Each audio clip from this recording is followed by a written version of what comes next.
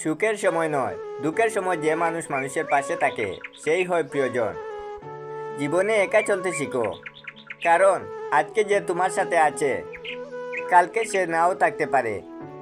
একটা কথা কি জানো তো, বর্তমান সমাজে অতীত দিয়ে কখনো মানুষকে বিচার করবেন না, কারণ মানুষ প্রতিনিয়ত শিখে, মানুষ বদলায়, আর মানুষ একটু একটু করে এগিয়ে যায়। মানসিক আঘাতের কোনো চিহ্ন থাকে না বলে আমরা যন্ত্রণাগুলো লুকিয়ে আসতে পারি।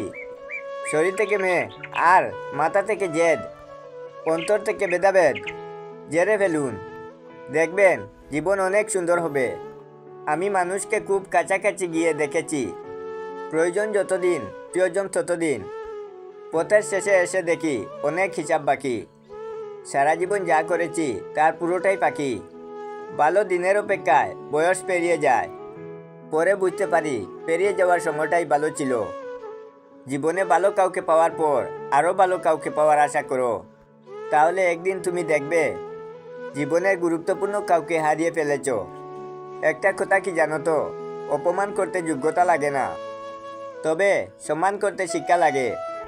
কবর এমন একটা জায়গা যেখানে যাওয়ার ইচ্ছা না থাকলেও যেতে হয়।